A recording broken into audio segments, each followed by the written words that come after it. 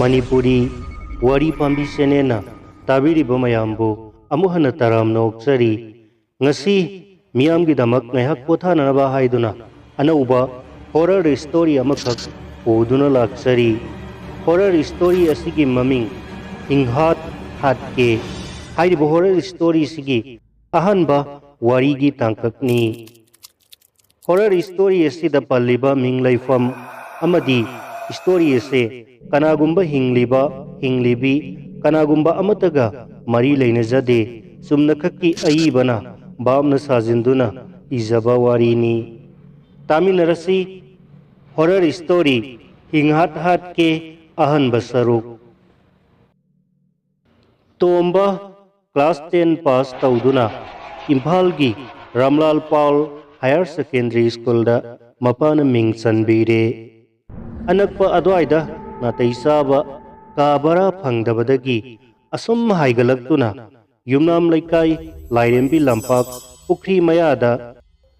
बरा सानबा मफम अमदा अहांगबा का अमा फंगदुना मफम अदुदा लैरे पुखरी अमा लैबदुदा इसिंग माइसिंग सु नुंगाई स्कूल चटपसु नंबुल मपालदा नुंगाइना अदुम चटली तोंबसे अंगांग ओइरकपदगी लाइटिन कया थाजगंदबा इगंदबा मथौना सुफाबा ओइना हौरई महाकना लैरिबा मफम अदो पुन्ना का तरा लै मथक मखा साबा युमनी मखादा का मंगा मथक्ता का मंगा लंबी मपानदा अदुगा युम्बुगी युम अदुना मयाइदा लै मताइदा खोंग लंबी मसा अमदा चटख्रगा मनिंगी सरुक्ता टॉयलेट बाथरूम इसिंग टेंकीना सिंगबा लै मताइ ओइरपना मयामगी लुखाक सखाक हुंदोकना फम अमसु लै युम्बुगी युम अदुगा हेक ताइनना का मसा अनि खक्सु सोलोंदुना लैरी तोंबदो नुमित तरानिमक लैरक्लबा मतुंगदुददी हाना लैरंबा मियोइसिंगसु सखंग माइखंगनबा हौरक्ले नोंगमा अहिंग अमा नुमिदांग पुंग मापल तारकपा अद्वाइदा तोंबदो टॉयलेट चंगनिंगलक्पदगी मैखेत अमा पाइरगा इसिंग पुदुना लाकपदा युम नाकलगी अपिकपा लंबी अदुदा कनागुंबा अमा अमंबदुदा लाई हाइदुना तोंबदो खितंग थैदोक्तुना लै अदुगदी कनामतसु लाक्लमद्रे तोंबदो खितंग स्वाइलावी तोंबना टॉयलेट मनुंगदा लैरिङै युम्बुदुगी युम अदुगा ताइनना सोलोंदुना लैरिबा का अनिदुदगी सोंथांगनना हिंगहाट हाट के हाइना नाहेब खोंजेलना हाइरिबदो तारम्मी किगंदब तोंबदो ngasiदी खितंग कीबदौना तौई महाक नुमितुमा तुम्बा यादना नोंगानखी मथंगी नुमिता तोंबना ममानबा अनीगा बाथरूम चटपदा कनामतदा कईमतसु हाइदना ममानबा सिंगदुना इरुजरिङै अदुदा सोलोंदुना लैरिबा कादुगी थोंगी थोंबागी अहोबा अदुदा नपसिंदुना येंगलम्मी का अमदी उतेक वातेक मयाम लै सिंकै ओइरा माले अतोपा का अमदुदा अमुक येंगबदा कांथोन मसा अमा टेबल मसा अमा फिरोल खरगा उफुल वाइफुल तैरदुना मिरांग थांगदुना लैबदो उरमी मी लैरंबगी खुदमनी तोंबगी वाखलदा चिंगनबा अमा अदुम लैरी नुमित निनी हुमनी लैरगा नोंगमा तंजा चाबा अमदा युम्बुगी अहल पाबुंग खोमै अदुदा युम मनिंगी कादो मी लैरंब्रा हाइना तोंबना हंगखी युम्बु अहल अदुना लैनरमदे हाइरक्खी अदुगा मफम अदो ममांगैदा लाइलम थोफम ओइरमी हाय अदुना नखोई अहिंगी मतमददी मनिंग मयादा पंथोक थोकनु तंगाई फदना टॉयलेट बाथरूम चंगलबसु मई असेंगबा पाइदुना मी अनि अहुम हौनमिनरदुना चटकदबनी हाइरक्खी युम्बु अदुना मनिंगी कादो मी लैनरमदे हाइरबसु तोंबगी थमोइददी इया यानिंगलमदे युम्बु अदुना करिगुंबा खरा लोचिंदुना थम्ब्रा हाइबसिनी तोंबना सिंगनरिबसी ꯇꯣꯝꯕꯅ ꯍꯥꯟꯅ ꯂꯩꯔꯝꯕ ꯃꯃꯥꯟꯅꯕ ꯈꯔꯗ ꯕꯔꯥꯒꯤ ꯌꯨꯝ ꯑꯗꯨꯒꯤ ꯃꯔꯝꯗ ꯍꯪꯂꯝꯃꯤ ꯑꯗꯨꯕꯨ ꯃꯈꯣꯏꯁꯨ ꯀꯔꯤꯃꯠꯇ ꯈꯪꯗꯦ ꯌꯨꯝꯕꯨ ꯑꯗꯨꯅ ꯑꯍꯤꯡꯗ ꯃꯅꯤꯡ ꯃꯌꯥꯗ ꯆꯠꯀꯅꯨ ꯍꯥꯏꯕꯗꯒꯤ ꯀꯅꯥꯃꯠꯇ ꯆꯠꯅꯗꯦ ꯍꯥꯏꯔꯛꯈꯤ ꯇꯣꯝꯕꯅ ꯇꯣꯏꯂꯦꯠ ꯕꯥꯊꯔꯨꯝ ꯆꯪꯕ ꯈꯨꯗꯤꯡ ꯁꯣ ꯂꯣꯟꯗꯨꯅ ꯂꯩꯔꯤꯕ ꯀꯥ ꯑꯗꯨꯗ ꯃꯨꯟꯅ ꯃꯨꯟꯅ ꯌꯦꯡꯂꯝꯃꯤ ꯅꯣꯡꯃ ꯇꯣꯝꯕꯅ ꯆꯥꯡꯌꯦꯡ ꯑꯃ ꯌꯦꯡꯅꯤꯡꯂꯗꯨꯅ ꯈꯣꯡꯗꯤ ꯍꯥꯝꯅꯤꯡꯗꯅ ꯍꯥꯝꯅꯤꯡꯕ ꯁꯥꯗꯨꯅ ꯃꯃꯥꯟꯅꯕ ꯑꯃ ꯀꯧꯊꯣꯛꯏ ꯃꯃꯥꯟꯅꯕ ꯑꯗꯨꯁꯨ ꯚꯥꯏ ꯅꯪꯁꯨ ꯇꯟꯖꯥ ꯆꯥꯗꯦꯍꯦ ꯍꯥꯏꯔꯒ ꯀꯤꯕ ꯃꯥꯟꯈꯤꯅꯤ ꯍꯥꯏꯗꯨꯅ ꯌꯥꯔꯦ ꯃꯍꯥꯛ ꯇꯁꯦꯡꯅ ꯀꯤꯕ ꯐꯥꯎꯔꯕꯅꯤ ꯑꯗꯨꯃꯛꯄꯨ ꯚꯥꯏ ꯇꯣꯔꯆ ꯌꯥꯎꯔꯛꯀꯦ ꯍꯥꯏꯗꯨꯅ ꯇꯣꯔꯆ ꯑꯃ ꯄꯥꯏꯔꯒ ꯇꯣꯝꯕꯅ ꯀꯦꯟꯗꯜ ꯃꯩꯈꯦꯠ ꯕꯥꯜꯇꯤꯟꯗ ꯏꯁꯤꯡ ꯈꯔ ꯄꯨꯗꯨꯅ ꯂꯥꯛꯃꯤꯟꯅꯔꯦ ꯀꯥ ꯃꯄꯥꯗꯣ ꯌꯧꯔꯛꯄꯗ ꯍꯧꯗꯣꯡ ꯑꯃ ꯈꯪꯆꯦꯟ ꯆꯦꯟꯊꯣꯛꯈꯤ ꯃꯃꯥꯟꯅꯕꯗꯣ ꯈꯪꯄ꯭ꯔꯦꯛ ꯈꯪꯉꯤ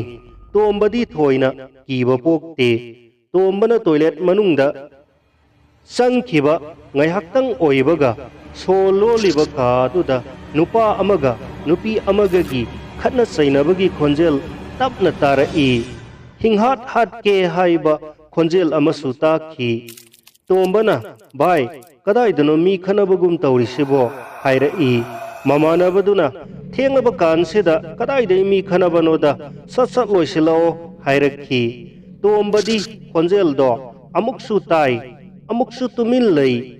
ꯃꯥꯅ ꯇꯨꯃꯤꯟꯅ ꯈꯣꯟꯖꯦꯜ ꯑꯗꯣ ꯇꯥꯕ ꯍꯣꯠꯅꯔꯤꯉꯩꯗ ꯃꯍꯥꯛꯀꯤ ꯃꯅꯪꯒꯜꯗ ꯈꯨꯠ ꯑꯃꯅ ꯅꯥꯜꯂꯛꯄꯒꯨꯝ ꯇꯧꯔꯛꯈꯤ ꯃꯥ ꯈꯪꯄ꯭ꯔꯦꯛ ꯈꯪꯉꯤ ꯐꯠ ꯂꯥꯎꯅ ꯃꯄꯥꯟꯗ ꯊꯣꯔꯛꯂꯒ ꯆꯠꯁꯤ ꯚꯥꯏ ꯍꯥꯏꯅ ꯂꯥꯛꯃꯤꯟꯅꯕꯗ ꯑꯍꯥꯡꯕ ꯀꯥ ꯃꯄꯥꯗꯣ ꯌꯧꯔꯛꯄꯗ ꯍꯤꯡꯍꯥꯠ ꯍꯥꯠꯀꯦ ꯍꯥꯏꯕ ꯈꯣꯟꯖꯦꯜꯗꯣ ꯑꯃꯨꯛꯀꯁꯨ ꯇꯥꯏ ꯃꯃꯥꯟꯅꯕ ꯑꯗꯨꯗ ꯍꯪꯕꯗꯨꯗ ꯀꯔꯤꯃꯠꯇ ꯇꯥꯗꯦ ꯍꯥꯏ ꯑꯁꯨꯝꯅ ꯅꯨꯃꯤꯠꯇꯨꯁꯨ ꯍꯧꯈꯤ ꯇꯣꯝꯕꯒꯤ ꯊꯃꯣꯏꯗ ꯅꯣꯡꯃ ꯅꯣꯡꯃꯒꯤ ꯆꯤꯡꯅꯕ ꯈꯪꯅꯤꯡꯕꯅ ꯑꯁꯨꯝ ꯍꯦꯟꯒꯠꯂꯛꯈꯤ ꯅꯨꯃꯤꯠ ꯍꯨꯝꯅꯤ ꯃꯔꯤꯅꯤꯃꯨꯛ ꯂꯩꯔꯒ ꯅꯣꯡꯃ ꯃꯈꯥꯗ ꯃꯤ ꯂꯥꯎꯅꯕ ꯇꯥꯏ ꯍꯥꯏꯗꯨꯅ ꯀꯨꯝꯊꯔꯒ ꯌꯦꯡꯂꯨꯕꯗ ꯌꯨꯝꯕꯨ ꯑꯍꯜ ꯄꯥꯕꯨꯡ ꯈꯣꯃꯩꯒ ꯕꯔꯥꯗ ꯂꯩꯕ ꯕꯦꯡꯒꯥꯂꯤ ꯃꯇꯩ ꯃꯅꯥꯎ ꯑꯗꯨꯒ ꯀꯔꯤꯅꯣ ꯂꯥꯎꯅꯗꯨꯅ ꯂꯩꯔꯝꯃꯤ ꯌꯨꯝꯕꯨ ꯑꯍꯜ ꯑꯗꯨꯅ ꯃꯈꯣꯏ ꯀꯥ ꯊꯥꯗꯣꯛꯂꯣ ꯍꯥꯏꯅꯁꯨ ꯍꯥꯏꯔꯝꯃꯤ ꯑꯗꯨꯒ ꯁꯥꯎꯅ ꯆꯠꯈꯤ ꯑꯩꯅ ꯍꯪꯂꯨꯕꯗ ꯕꯦꯡꯒꯥꯂꯤ ꯅꯨꯄꯥꯗꯣ ꯃꯁꯥ ꯉꯝꯗꯗꯨꯅ ꯊꯕꯛ ꯁꯨꯕ ꯀꯌꯥ ꯉꯝꯗꯕꯗꯒꯤ ꯊꯥ 3 ꯕꯔꯥ ꯄꯤꯕ ꯉꯝꯗꯕꯩ ꯑꯣꯏꯔꯝꯃꯤ ꯕꯦꯡꯒꯥꯂꯤ ꯅꯨꯄꯥ ꯑꯗꯨꯅꯁꯨ ꯁꯥꯎꯅ ꯌꯨꯝꯕꯨ ꯈꯣꯃꯩꯕꯨ ꯌꯥꯝꯅ ꯐꯠꯇꯕꯅꯤ ꯃꯈꯣꯏꯅ ꯂꯩꯔꯛꯂꯤꯕꯁꯦ ꯆꯍꯤ 7 ꯂꯣꯝ ꯁꯨꯔꯕꯅꯤ ꯊꯥ ꯈꯨꯗꯤꯡꯒꯤ ꯕꯔꯥ ꯆꯥꯡ ꯅꯥꯏꯅ ꯄꯤꯔꯛꯏꯕꯅꯤ ꯗꯤꯄꯣꯖꯤꯠꯁꯨ ꯊꯝꯂꯤꯕꯅꯤ ꯑꯗꯨꯕꯨ ꯍꯟꯗꯛ ꯍꯛꯆꯥꯡ ꯉꯝꯗꯗꯨꯅ ꯊꯥ 2-3ꯗꯪ ꯕꯔꯥ ꯆꯥꯡ ꯅꯥꯏꯗꯕ ꯑꯁꯤꯗ ꯌꯨꯝꯕꯨ ꯑꯍꯜ ꯑꯗꯨꯅ ꯄꯨꯛꯆꯦꯜ ꯌꯥꯝꯅ ꯄꯤꯛꯅ ꯄꯤꯔꯔꯣꯏꯗꯕꯒꯨꯝ ꯉꯥꯡꯂꯤꯕꯗꯣ ꯌꯥꯝꯅ ꯁꯥꯎꯅ ꯅꯨꯡꯉꯥꯏꯇꯅ ꯇꯝꯂꯛꯈꯤ ꯇꯣꯝꯕꯅ ꯇꯟꯖꯥꯗꯣ ꯂꯧꯗꯨꯅ ꯌꯨꯝꯒꯤ ꯃꯅꯤꯡꯗ ꯁꯣ ꯂꯣꯟꯗꯨꯅ ꯂꯩꯔꯤꯕ ꯀꯥꯗꯣ ꯍꯥꯟꯅꯅ ꯕꯌꯥ ꯍꯣꯏꯅ ꯂꯥꯛꯄ ꯃꯇꯝꯗ ꯃꯤ ꯂꯩꯅꯔꯝꯕꯔꯥ ꯍꯪꯂꯝꯃꯤ ꯕꯌꯥ ꯑꯗꯨꯅ ꯃꯇꯩ ꯃꯅꯥꯎ 2 ꯂꯩꯔꯝꯃꯤ ꯍꯥꯏꯅ ꯈꯨꯝꯂꯝꯃꯤ ꯅꯨꯄꯥ ꯑꯗꯨꯗꯤ ꯃꯈꯣꯏꯅ ꯂꯩꯔꯤꯕ ꯀꯥ ꯑꯗꯨꯗ ꯊꯧꯔꯤ ꯌꯥꯟꯗꯨꯅ ꯂꯩꯈꯤꯗ꯭ꯔꯦ ꯃꯥꯒꯤ ꯅꯨꯄꯤ ꯑꯗꯨꯁꯨ ꯌꯨꯝꯕꯨ ꯈꯣꯃꯩ ꯑꯁꯤꯒ ꯃꯤꯌꯦꯡ ꯅꯥꯌꯦꯡ ꯑꯃ ꯏꯇꯧ ꯇꯧꯅꯩ ꯍꯥꯏꯔꯛꯈꯤ ꯇꯣꯝꯕꯅ ꯃꯇꯝ ꯀꯨꯏꯅꯗꯒꯤ ꯈꯪꯅꯤꯡꯗꯨꯅ ꯂꯥꯛꯄ ꯋꯥꯐꯝ ꯈꯔꯗꯤ ꯈꯪꯂꯦ ꯑꯗꯨꯕꯨ ꯃꯥꯅ ꯍꯥꯏꯔꯤꯕꯁꯦ ꯌꯨꯝꯕꯨ ꯑꯍꯜ ꯑꯗꯨꯕꯨ ꯅꯨꯡꯁꯤꯗꯗꯨꯅ ꯍꯥꯏꯖꯤꯜꯂꯤꯕꯔꯥ ꯑꯃꯨꯛꯁꯨ ꯈꯜꯂꯛꯂꯝꯃꯤ ꯇꯣꯝꯕ ꯍꯧꯖꯤꯛꯁꯨ ꯃꯅꯤꯡꯒꯤ ꯀꯥ ꯑꯗꯨꯗ ꯃꯤ ꯂꯩꯅꯔꯝꯕꯔꯥ ꯀꯥ ꯑꯗꯨꯗ ꯈꯨꯗꯣꯡꯊꯤꯕ ꯊꯣꯛꯈꯤꯕ ꯂꯩꯕ꯭ꯔꯥ ꯍꯥꯏꯕꯁꯤꯗ ꯈꯪꯅꯤꯡꯕꯅ ꯅꯣꯡꯃ ꯅꯣꯡꯃꯒꯤ ꯂꯥꯡꯇꯛꯅꯕ ꯍꯦꯜꯂꯛꯈꯤ ꯑꯁꯨꯝꯅ ꯅꯣꯡꯃ ꯇꯣꯝꯕꯅ ꯃꯥꯒꯤ ꯁꯥꯏꯀꯜ ꯑꯗꯣ ꯁꯦꯡꯗꯣꯛꯇꯨꯅ ꯂꯩꯔꯤꯉꯩꯗ ꯌꯨꯝꯕꯨꯒꯤ ꯑꯍꯜ ꯃꯃꯥ ꯑꯗꯨꯅ ꯒꯣꯗ꯭ꯔꯦꯖ ꯑꯃ ꯃꯊꯛꯇ ꯃꯃꯥꯟꯅꯕ 2ꯗꯪ ꯂꯥꯛꯂꯒ ꯊꯥꯡꯒꯠꯄꯤꯅꯅꯕ ꯍꯥꯏꯔꯛꯂꯝꯃꯤ ꯇꯣꯝꯕꯅ ꯃꯃꯥꯟꯅꯕ 2 ꯀꯧꯗꯨꯅ ꯒꯣꯗ꯭ꯔꯦꯖ ꯃꯆꯥꯗꯣ ꯃꯊꯛꯇ ꯊꯥꯡꯒꯠꯄꯤꯔꯝꯃꯤ ꯇꯟꯖꯥꯗꯨꯗ ꯇꯣꯝꯕꯅ ꯌꯨꯝꯕꯨ ꯃꯃꯥꯗꯨꯗ ꯄꯥꯕꯨꯡꯗꯤ ꯂꯩꯇꯕꯔꯥ ꯍꯪꯂꯨꯏ ꯅꯪꯒꯤ ꯄꯥꯕꯨꯡꯗꯤ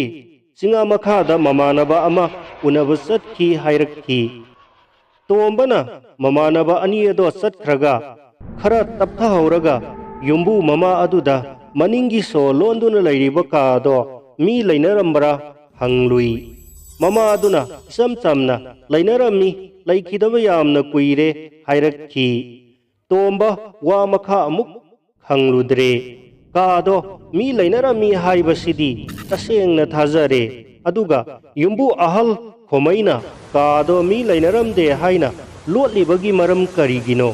का अदुदा हिंहात हातके हाइना सोंथांगना ताखिबा खोंजेल अदुना का अदुदा करिगुंबा थौदोक खरा थोखरे हाइबसे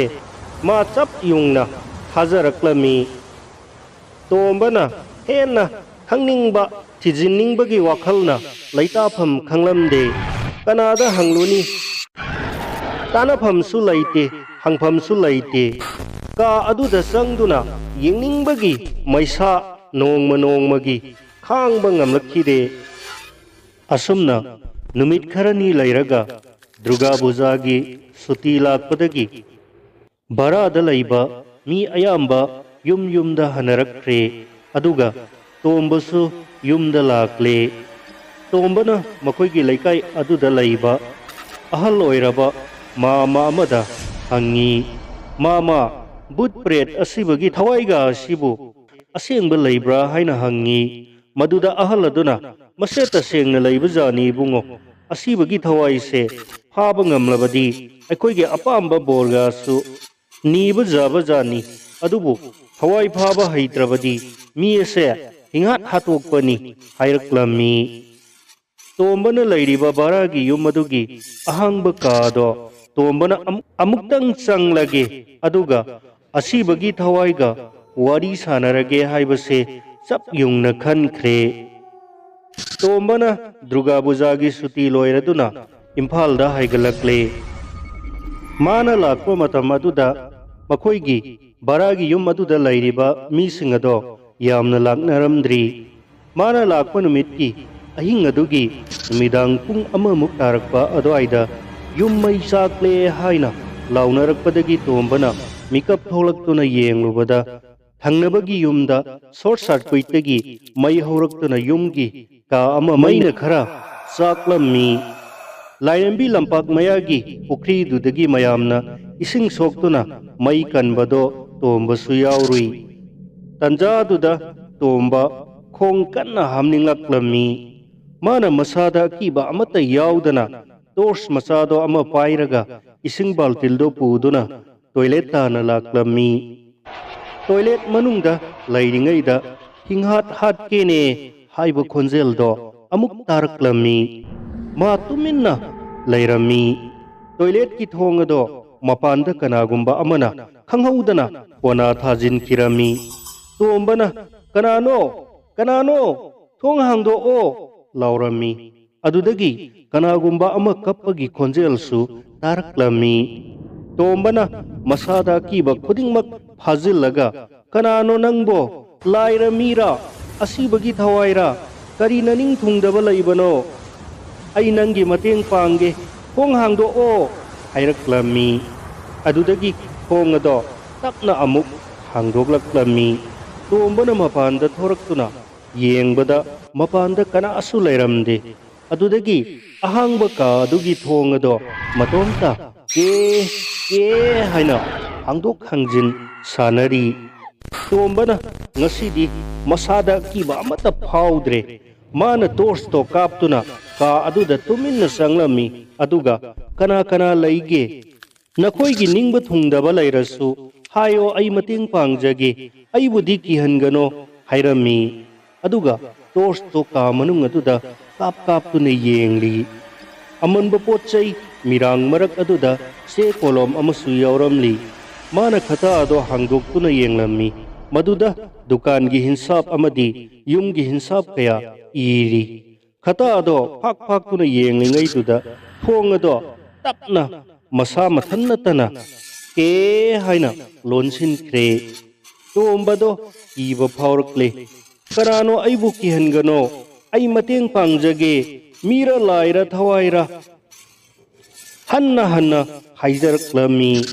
तोंबना टॉर्च तो पिट कापतुना कोयेंग येंगलमी ꯀꯔꯤꯒꯨꯝꯕ ꯑꯃꯠꯇ ꯎꯔꯝꯗꯦ꯫ ꯈꯪꯍꯧꯗꯅ ꯇꯟꯖꯥ ꯑꯗꯨꯗ ꯀꯥꯡꯊꯣꯜ ꯃꯈꯥꯗꯒꯤ ꯅꯥꯍꯦꯕ ꯈꯣꯟꯖꯦꯜ ꯑꯃꯅ ꯇꯣꯝꯕ ꯇꯣꯝꯕ ꯍꯥꯏꯅ ꯀꯧꯔꯛꯂꯝꯃꯤ꯫ ꯇꯣꯝꯕꯅ ꯃꯁꯥꯗꯣ ꯍꯨꯃꯥꯡ ꯀꯥꯔꯛꯂꯝꯃꯤ꯫ ꯇꯞꯅ ꯀꯥꯡꯊꯣꯜ ꯑꯗꯨꯒꯤ ꯃꯈꯥꯗ ꯇꯣꯔꯆꯇꯣ ꯀꯥꯞꯇꯨꯅ ꯌꯦꯡꯂꯨꯕꯗ ꯃꯁꯥꯗꯣ ꯏꯃꯥ ꯍꯥꯏꯅ ꯈꯪꯄ꯭ꯔꯦꯛ ꯈꯪꯂꯝꯃꯤ꯫